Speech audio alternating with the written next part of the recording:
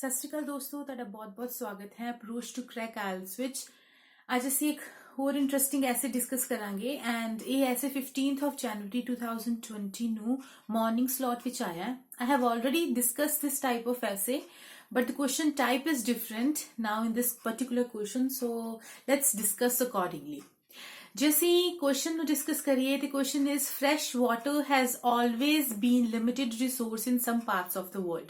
ਕਹਿੰਦੇ ਕਿ ਪੀਣ ਵਾਲਾ ਪਾਣੀ, ਸਾਫ਼ ਪਾਣੀ, ਫਰੈਸ਼ ਵਾਟਰ ਜਿਹੜਾ ਹੈ ਉਹ ਲਿਮਿਟਿਡ ਰਿਸੋਰਸ ਰਿਹਾ ਹੈ ਕਾਫੀ ਦੁਨੀਆ ਦੇ ਕਈ ਹਿੱਸਿਆਂ ਦੇ ਵਿੱਚ।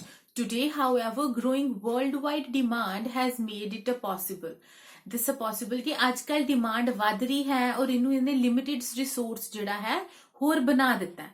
What causes of the increased demand? Ki reasons ਹੈ ਕਿ demand ਵੱਧ ਗਈ ਹੈ ਅੱਜ ਦੇ ਟਾਈਮ ਤੇ and what measures should be taken ਔਰ ਕੀ ਸਾਨੂੰ measures ਲੈ ਲੈਣੇ ਚਾਹੀਦੇ ਨੇ to save water।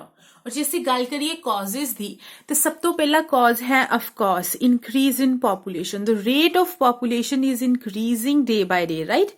so population है increase होएगी ਤਾਂ demand for water definitely increase ਹੋਏਗੀ ਕਿਉਂਕਿ drinking water and for other purposes ਸਭ ਨੂੰ water ਦੀ ਜ਼ਰੂਰਤ ਹੈ। industrial uses ਲਈ water ਚਾਹੀਦਾ ਹੁੰਦਾ, ਕਈ sectors ਦੇ ਵਿੱਚ agriculture sector, factories ਇਹ ਸਭ ਦੇ ਵਿੱਚ ਹੀ water ਦੀ usage ਹੁੰਦੀ ਹੈ ना। और गवर्नमेंट ਨੂੰ ਕੀ ਮੈਜਰਸ ਲੈਣੇ ਚਾਹੀਦੇ ਨੇ to conserve this particular limited resource. Government ਕਈ ਇਨੀਸ਼ੀਏਟਿਵਸ ਚਲਾ ਸਕਦੇ ਨੇ ਜਿਵੇਂ ਵੇਸਟੇਜ ਆਫ ਵਾਟਰ ਨੂੰ ਘੱਟ ਕਰਨ ਲਈ ਔਰ ਐਗਰੀਕਲਚਰ ਦੇ ਵਿੱਚ ਵੇਸਟੇਜ ਦੀ ਵਾਟਰ ਘੱਟ ਹੋਏ। ਜਿਹੜੇ ਸੈਕਟਰਸ ਆ ਜੋ ਵੇਸਟ ਵਾਟਰ ਦਾ ਐਕਸੈਸਿਵ ਯੂਜ਼ ਕਰਦੇ ਨੇ ਔਰ at the and water pollution problem create ਹੁੰਦੀ ਹੈ। ਸਾਡਾ ਪੀਣ ਵਾਲਾ ਪਾਣੀ ਵੀ ਖਰਾਬ ਹੁੰਦਾ ਹੈ। ਰਿਵਰਸ ਦੇ ਵਿੱਚ ਉਹ ਵੇਸਟ ਵਾਟਰ ਸੁੱਟ ਦਿੰਦੇ ਨੇ ਜਿਹਦੇ ਕਰਕੇ ਕੀ ਹੁੰਦਾ ਹੈ ਕਿ ਅਸੀਂ ਉਹ ਵਾਟਰ ਨੂੰ ਵੀ ਕਿਸੇ ਪਰਪਸ ਲਈ ਯੂਜ਼ ਨਹੀਂ ਕਰ ਪਾਉਂਦੇ। ਲਾਈਕ ਯਮੁਨਾ ਦੀ ਇਹਦੇ ਵਿੱਚ ਐਗਜ਼ਾਮਪਲ ਦੇ ਸਕਦੇ ਹੋ, how drastically the Yamuna pollution is increasing on the daily basis।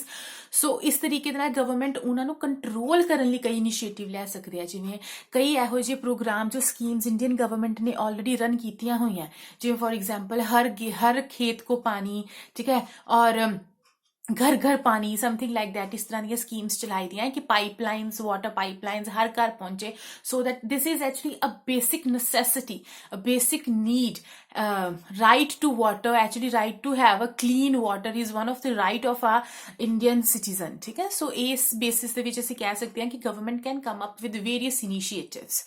ਹੋਰ ਕੀ ਕਾਜ਼ ਹੋ ਸਕਦਾ ਜੇ ਹੀ ਸੋਚੀਏ ਕਿ ਦੂਸਰਾ ਕਾਜ਼ ਜੇਕਰ ਵਾਟਰ ਦੀ ਵੇਸਟੇਜ ਜ਼ਿਆਦਾ ਹੋ ਰਹੀ ਹੈ, that is of course exploitation of water is increasing, excessive wastage of water even done by citizens, right? ਅਸੀਂ ਹੀ ਲੋਕ ਪਾਣੀ ਨੂੰ ਬਹੁਤ ਵੇਸਟ ਕਰਦੇ ਆ and water the dependency on agriculture। ਹੁਣ ਜੇਕਰ ਪੰਜਾਬ ਸਟੇਟ ਦੀ ਐਗਜ਼ਾਮਪਲ ਦੋ ਤੇ how drastically we are wasting our water, our ground water, right, for no use, for the purpose of agriculture we are using, and ਇਹਦੇ ਨਾਲ exploit ਹੁੰਦਾ, water waste ਹੁੰਦਾ, water ਕਈ ਇਹੋ ਜਿਹੇ ਵਾਟਰ ਮਤਲਬ ਹੋਰ ਵੀ ਸੈਕਟਰਸ ਹੈ which are totally dependent on water and ultimately we are actually wasting our limited resource, right? and scarcity of water, fresh water ਜੋ ਹੈ ਉਹ increase ਹੁੰਦੀ ਹੈ ਫਿਰ ultimately।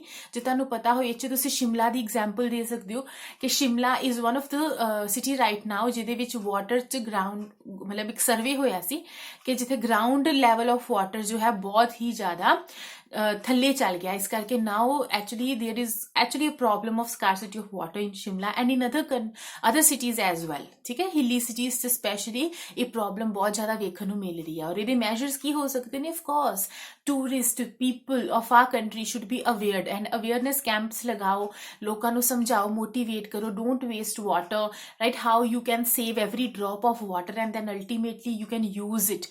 this is a sustainable resource, we have to preserve and conserve this resource for our future generation as well। ਸਾਨੂੰ ਆਪਣੀ future ਦੀ ਆਉਣ ਵਾਲੀ ਜਨਰੇਸ਼ਨ ਲਈ ਵੀ ਇਸ ਪਾਣੀ ਨੂੰ, ਇਸ ਰਿਸੋਰਸ ਨੂੰ ਬਚਾ ਕੇ ਰੱਖਣਾ ਸੋ ਦੈਟ ਉਹਨਾਂ ਨੂੰ ਵੀ ਪ੍ਰੋਬਲਮ ਨਾ ਆਏ, ਹੈ ਨਾ।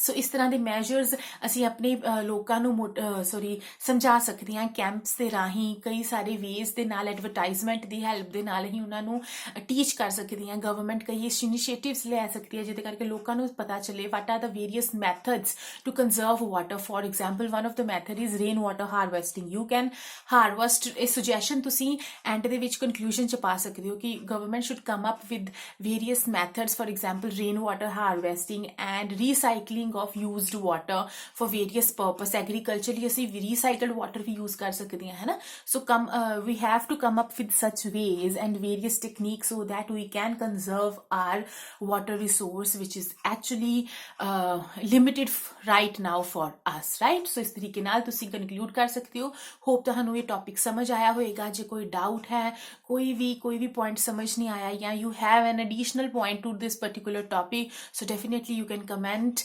and let me know and thank you very much for subscribing to my channel friends and please share if you like the content thank you